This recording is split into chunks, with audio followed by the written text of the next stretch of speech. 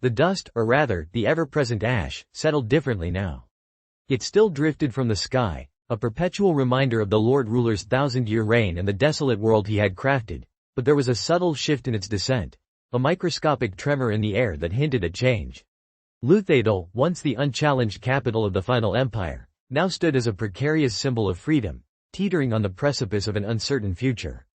The tyrannical god Cain, the Lord Ruler, had been vanquished, his reign of fear and oppression brought to an end by the audacious Kelsier and the surprisingly powerful Vin. Their victory had been hailed as a liberation, a new dawn for humanity, yet the reality was far grimmer.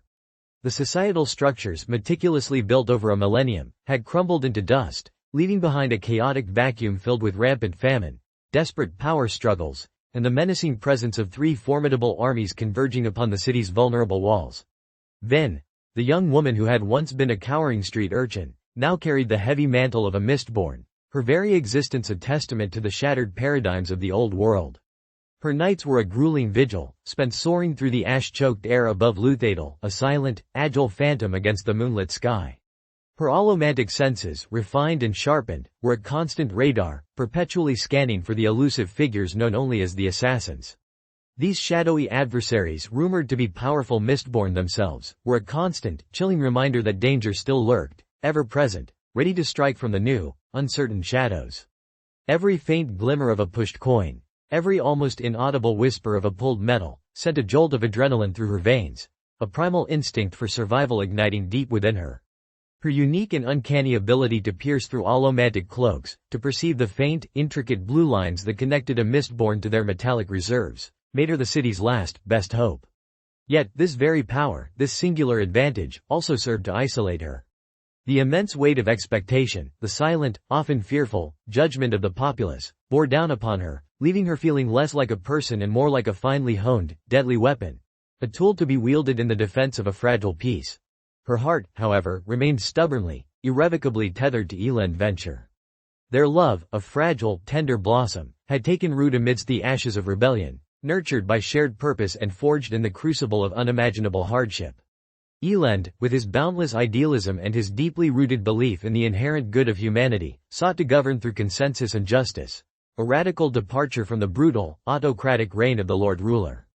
He grappled constantly with the monumental task of establishing his authority, battling the entrenched skepticism of the old nobility, who clung fiercely to their traditional power, and the harsh, unforgiving realities of a city teetering on the brink of collapse.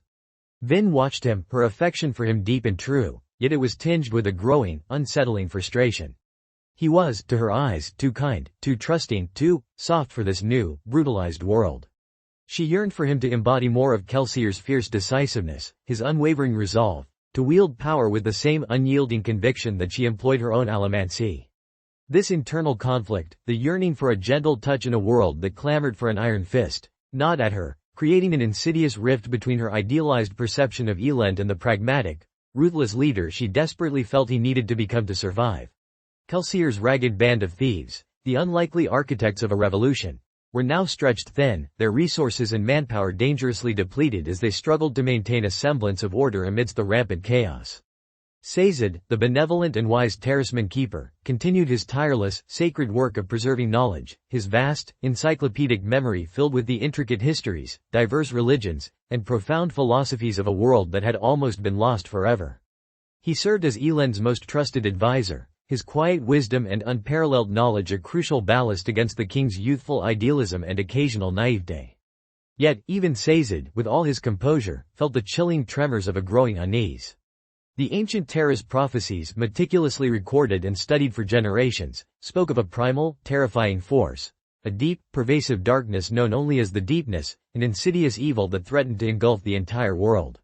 Its imminent emergence was a dire warning, a shadow lengthening ominously with each passing day, casting a pall over their fragile victory. As the siege tightened its relentless grip on Luthadel, the city's fragile peace began to unravel with alarming speed. Famine, a cruel and persistent adversary, spread like wildfire through the impoverished districts, and the city's already dwindling resources evaporated. General Strathventure, Elend's ruthless and cunning father, commanded one of the besieging armies. His ambition was boundless, his disregard for human life absolute, his every action a calculated step towards seizing absolute power. He viewed his son's reign as nothing more than a temporary aberration, a brief window of opportunity to establish his own tyrannical rule. Straff was a master of political maneuver, his every word a carefully constructed trap, his every action designed to subtly, yet effectively, undermine Eland's already precarious authority. Another formidable foe was Lord Sit, a cunning and opportunistic general who led a second, equally dangerous army. His motives were less about ideological conquest and more about seizing power and amassing wealth, a pragmatic and brutal opportunist. Sit, unlike the calculating Straff, was prone to explosive outbursts of temper, but beneath the bluster lay a shrewd, calculating mind, always seeking the slightest advantage, the weakest link in the chain of command. The Third Army, shrouded in an unsettling aura of mystery, was led by the enigmatic Lord Ashweather Sen. His intentions remained maddeningly unclear, adding another layer of unpredictable danger to the already volatile and desperate situation within Luthadel. These three distinct forces, each with their own agendas, their own brand of ruthlessness, pressed down relentlessly on Luthadel, threatening to crush it utterly beneath their combined might. Into this maelstrom of political intrigue, impending war, and escalating desperation, a new, unsettling presence emerged. Zane. A rogue Mistborn, the revelation of Kelsier's half-brother, Zane was a man perpetually tormented by the insidious whispers of voices within his own mind, a master of psychological manipulation and a chilling harbinger of chaos. He was Vin's equal in allomancy, perhaps even her superior in certain, more subtle applications of the art. His sudden, inexplicable presence in Luthadel was no coincidence. He arrived seemingly drawn by the raw allure of the city's unrest, a predator sensing weakness, a malevolent spirit drawn to disarray. He began to stalk Vin, observing her from the shadows, subtly influencing her thoughts, preying on her deepest vulnerabilities, her inner conflicts laid bare for him to exploit.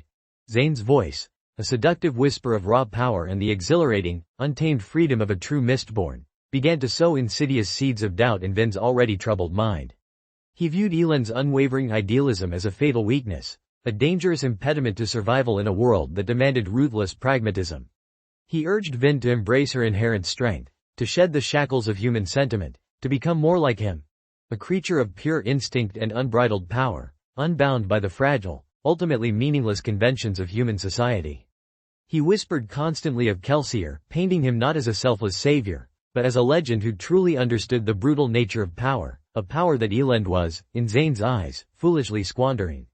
Vin, already wrestling with her own profound inner turmoil, found herself increasingly drawn to Zane's unsettling charisma, his dark, cynical wisdom resonating with a deep, almost primal part of her that longed for absolute control and decisive action in a world that seemed to be spinning wildly out of control. The insidious arrival of Zane intensified the already strained and fragile relationship between Vin and Eland. Eland, keenly sensing Vin's growing emotional distance and the subtle, unsettling shift in her demeanor, became consumed by a crippling insecurity and a deep-seated, agonizing fear of losing her. His earnest attempts to bridge the widening gap between them often felt clumsy, his genuine sincerity misinterpreted as weakness by Vin, who was increasingly swayed by Zane's insidious and poisonous suggestions. She began to view Eland's noble intentions as hopelessly impractical, his democratic ideals as dangerously naive in a world that demanded a strong, unyielding hand. The emotional chasm between them widened, each struggling desperately to comprehend the other's perspective in the face of escalating external pressures and the ever-present threat of total collapse. As the siege tightened its chokehold on Luthadel, the situation within the city grew increasingly desperate. The city's vital resources dwindled at an alarming rate, and the common people, once hopeful for a new era of freedom, began to succumb to despair, their hopes crushed under the weight of hunger and fear. Vin continued her relentless patrols, her keen allomantic senses constantly searching for the elusive assassins. One particularly harrowing night, during a fierce and desperate encounter, she finally came face to face with the assassins. They were indeed powerful, their allomancy honed to a deadly precision, their movements swift and silent. Vin, with her uniquely heightened senses, began to notice something unsettling about them, something that felt disturbingly familiar.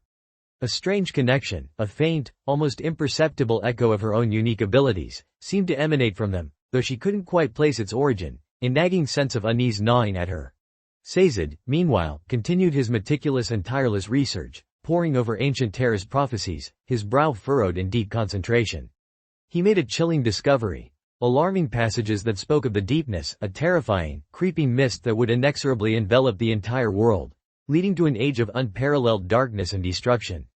The prophecies were fragmented, often contradictory, yet a chilling, undeniable pattern emerged. The deepness was directly, inextricably linked to the Well of Ascension, a legendary, enigmatic source of immense power. The well, a place of immense power and profound mystery, was rumored to hold the key to stopping the deepness, but also, paradoxically, the potential to unleash it. This discovery sent a visceral shiver down Sazed's spine, a stark and terrifying reminder of the immense, cosmic stakes involved in their struggle. The court of Luthadel, once a beacon of burgeoning democracy, transformed into a viper's nest of escalating political intrigue. Strathventure, ever the calculating schemer, deployed his vast network of spies and agents within the city, sowing widespread dissent and systematically undermining Eland's already fragile authority. He shamelessly exploited the growing unrest and desperation among the commoners, whispering promises of relief and stability if he were allowed to seize control. Lord Sit, with his brute force and volatile temper, threatened to escalate the siege into a full-scale, devastating assault, his patience wearing thin. Even within Eland's own inner council, dangerous factions emerged, some advocating for a more aggressive, ruthless stance, others for immediate surrender, believing resistance to be futile. Eland, clinging desperately to his cherished ideals, struggled valiantly to maintain order, his youthful leadership challenged at every turn, his authority constantly questioned. One night, driven by a growing sense of urgency and the unsettling, persuasive whispers of Zane, Vin confronted Eland. The conversation was fraught with palpable tension, a battle of wills, a clash of fundamentally opposing philosophies. Vin, her mind increasingly influenced by Zane's cynical pragmatism, argued vehemently for a more forceful, decisive approach, urging Eland to embrace the ruthless tactics she believed were absolutely necessary for their survival. She implored him to abandon his democratic ideals, to become the strong, decisive, even tyrannical leader she felt the city desperately needed to avert total collapse. Eland, deeply hurt and profoundly confused by her accusations, staunchly defended his unwavering belief in justice and the inherent will of the people, steadfastly refusing to compromise his core principles. The argument ended in a painful, agonizing stalemate, the emotional chasm between them growing wider, threatening to consume their love entirely. In the painful aftermath of their confrontation, Vin began to fully, dangerously embrace Zane's insidious influence. He took her on clandestine patrols, showing her the darker, more brutal underbelly of Luthadel, demonstrating how true power was truly wielded through fear, intimidation, and manipulation. He taught her subtle, advanced tricks of allomancy, ways to exploit her already immense abilities for maximum tactical advantage, but more importantly, he opened her eyes to the pervasive cynicism and harsh, brutal realities of the world. He painted a chilling picture of a world where only the strong survived, a world where sentiment was not merely a weakness, but a fatal flaw. Vin, still reeling from her painful fight with Eland and her own profound internal struggles, found herself increasingly drawn to Zane's ruthless logic, finding a perverse, unsettling sense of comfort in his cold, uncompromising pragmatism. As the siege relentlessly continued, the city's once formidable defenses began to visibly crumble under the relentless pressure. The commoners, desperate and starving, began to openly rebel against Eland's increasingly fragile rule, their desperation boiling over into unrest. Strathventure, keenly sensing his opportune moment, escalated his psychological warfare, sending a barrage of demoralizing propaganda into the city, whispering false promises of relief and stability if Eland would only step aside and relinquish his authority. The whispers of the deepness, once confined to Sazed's scholarly studies, became more prevalent, not just in the ancient texts, but in the unsettling fogs that began to creep insidiously into the city at night, bringing with them a pervasive sense of dread, disorientation, and an inexplicable fear. Vin, now fully immersed in Zane's dark world, discovered a shocking, horrifying truth. Zane wasn't just a rogue Mistborn, he was a highly trained, exceptionally skilled assassin, a master of deception and stealth.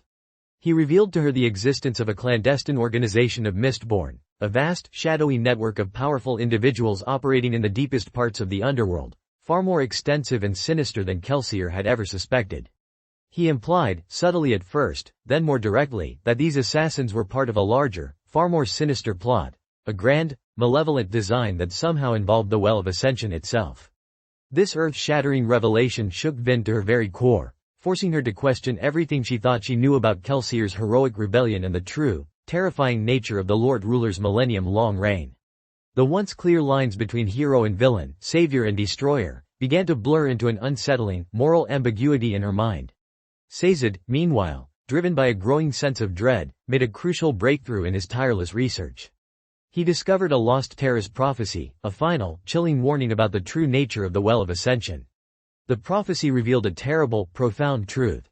The well was not merely a benign source of power, but a meticulously constructed prison, a cage designed to contain a malevolent, cosmic entity, a primordial force of destruction that had been unwittingly unleashed when the Lord Ruler had first claimed its power 1,000 years ago. The prophecy warned, in no uncertain terms, that if the power of the well were to be released again, the deepness would be unleashed in its full, terrifying glory, consuming the entire world in a perpetual, suffocating mist, turning humans into savage, mindless creatures. The implications were horrifying, almost unbearable. The Lord Ruler, for all his brutal tyranny, had, in a twisted, ironic way, unknowingly saved humanity by containing this monstrous entity. His reign, built on oppression and fear, had been a necessary evil, a chilling sacrifice, to prevent an even greater, world-ending catastrophe. Sazed, armed with this terrifying knowledge, rushed to warn Elend and Vin, the immense, crushing weight of the world resting precariously on his weary shoulders. The climax of the siege arrived with a brutal, relentless assault. Strathventure, his patience exhausted, his ambition burning bright, unleashed his full military might upon Luthadel. The city walls, already weakened by famine, disease, and internal strife, began to visibly buckle under the overwhelming pressure of the onslaught. Elend, despite his deeply held idealism, was forced to make impossible, agonizing choices, to compromise his sacred principles for the desperate sake of his people's survival. He ordered the execution of a suspected spy, a decision that weighed heavily on his conscience, staining his soul, but was deemed absolutely necessary to prevent further collapse and betrayal. Vin, watching him struggle, watching him make these agonizing sacrifices, began to see a different, more complex side of him, a nascent strength born of desperation and a profound willingness to shoulder the crushing burden of true leadership. In the midst of the chaos, the thunder of war, and the rising desperation, Zane made his decisive move. He revealed his true, chilling intentions to Vin. He wanted her to abandon Luthadel, to escape with him, to unleash their combined, immense power upon the world, to live as untamed, unburdened Mistborn, completely free from the suffocating shackles of society and morality. He viewed Elend's continued struggle as a foolish, pathetic endeavor, a doomed attempt to save a dying world. He wanted Vin to embrace the darkness within her, to become the raw, untamed force of chaos she was truly capable of being. Vin, now utterly torn between her unwavering loyalty to Elend and the seductive, dangerous allure of Zane's twisted freedom, faced her ultimate, defining choice. The city was falling, her love was in imminent peril, and the very fate of the world hung precariously in the balance. Just as she was about to make her agonizing decision, a sudden, blinding revelation struck her with the force of a physical blow. Zane was speaking to her in a way only Kelsier had ever done, with a subtle, almost imperceptible shift in his inflection, a particular turn of phrase that mirrored her former mentor's speech patterns precisely. She realized, with a chilling, heartbreaking certainty, that Zane had been manipulating her all along, subtly imitating Kelsier's voice, playing on her profound emotional vulnerabilities, her longing for her lost mentor, to gain her absolute trust. He hadn't been speaking to her as himself, but as a distorted, malevolent echo of her past, a cruel mockery of her most cherished memories. This realization, sharp, painful, and utterly devastating, shattered the illusion of Zane's sincerity, exposing his true, monstrous nature. The depth of the betrayal fueled a cold, burning fury deep within her. At that critical, desperate moment, Sazed arrived, breathless, his face etched with terror, his urgent warnings about the Well of Ascension tumbling frantically from his lips. He explained, in a desperate rush, the true, horrifying nature of the well, the malevolent entity imprisoned within its depths, and the catastrophic, world-ending consequences of releasing its immense, corrupting power. His words were a desperate plea, a race against an unimaginably short span of time. The combined, overwhelming force of the siege, the debilitating internal strife, and the devastating revelation of Zane's insidious deception pushed Vin to her absolute breaking point. She grasped the terrible, undeniable truth. Zane was not her ally, but a cunning manipulator, a mere pawn in a larger, far more sinister game. His madness, the relentless voices in his head, were not simply a quirk of his tormented personality, but a chilling sign of something far more sinister, something that was directly, terrifyingly connected to the very entity imprisoned in the well. The immense weight of Sazed's prophecy, the horrifying knowledge that the world depended entirely on the well remaining sealed, galvanized her, steeling her resolve. Her love for Elend, despite their conflicts, despite their recent emotional chasm, burned brighter than ever before, a powerful, unyielding beacon in the encroaching, terrifying darkness. Then confronted Zane, their final battle a maelstrom of raw, untamed allomatic power. She fought with a newfound ferocity, fueled by the sting of betrayal, the burning desire for vengeance, and a desperate, overwhelming need to protect Luthadel and the man she loved. Their brutal clash ripped through the besieged city, a whirlwind of pushed and pulled metals, a dazzling, terrifying display of raw strength, unparalleled cunning, and a desperate will to survive. Then, leveraging her unique, unparalleled ability to pierce through Zane's allomatic cloaks, finally gained the critical upper hand. In a brutal, decisive blow, she defeated him, ending his reign of terror and severing his insidious connection to whatever dark force had been influencing, and ultimately controlling, him. With Zane defeated, his malevolent influence broken, Vin and Elend, their love reaffirmed and their purpose now inextricably aligned, rushed with desperate urgency to the Well of Ascension. The city lay in ruins around them, a testament to the brutal siege, but their focus was now singular, absolute. They had to prevent the release of the entity imprisoned within. They arrived to find the well guarded by its own, unsettling guardians, ghostly, spectral figures swirling ominously around its base, a chilling testament to the ancient, unfathomable power it held. The mists, the true deepness, had begun to truly manifest, surging, swirling, and becoming increasingly thicker, more suffocating, consuming the world in a terrifying, ethereal embrace. Sazed's prophecies were coming true, with horrifying precision. As they approached the well, a blinding, ethereal light erupted from its unfathomable depths. A strange, compelling voice, ancient and powerful, echoed not in their ears, but directly in their minds, whispering seductive promises of ultimate power, of the ability to reshape the entire world according to their will, to right every wrong. It was the imprisoned entity, a malevolent, insidious intelligence, attempting to lure them, to manipulate them into releasing it, to fall for its ancient trap. Then, desperately remembering Sazed's dire warnings, fought valiantly against the immense temptation, her mind a brutal battlefield between the siren song of absolute power and the terrifying, world-ending consequences. In a moment of profound, agonizing courage and self-sacrifice, Vin, despite the immense, almost overwhelming temptation, made the ultimate, selfless choice. She chose to not take the power from the well. Instead, she pushed against it, willing it, with every fiber of her being, to remain sealed, her heart aching with the sheer, crushing effort. But the entity was too strong, too cunning, too ancient. It twisted her perception, her very thoughts, made her believe, with terrifying conviction, that the only way to save Elend, to save Luthadel, to save what little remained of their world, was to take the power, to become the ultimate force for good, the savior she was destined to be. Her profound love for Elend, tragically twisted and corrupted by the entity's insidious manipulation, became her ultimate undoing. In a moment of tragic irony, believing, truly believing, she was saving him, she reached for the power, her hand trembling. But it was a cruel, ancient trick. As her fingers brushed the power, as it surged into her being, a wave of profound sorrow, agonizing regret, and unimaginable despair washed over her, crushing her spirit. The entity, now fully released, rose from the well, its form a terrifying, shapeless mass of darkness, its very presence a chilling testament to the ancient evil it embodied.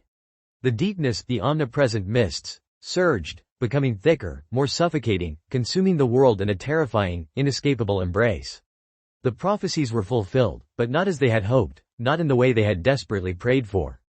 The Well of Ascension was now empty, its power gone, and the world was irrevocably plunged into a new, terrifying era of profound darkness. The entity, now free, was a malevolent, cosmic force, its very presence twisting and corrupting everything it touched, its insidious influence spreading like a plague. As the entity, now calling itself Ruin, rose into the world, Vin and Elend were left with the devastating, soul-crushing realization of what had just happened. The sacrifice, the desperate struggle, the countless lives lost, had been for naught. The world was now truly lost, plunged into an irreversible darkness.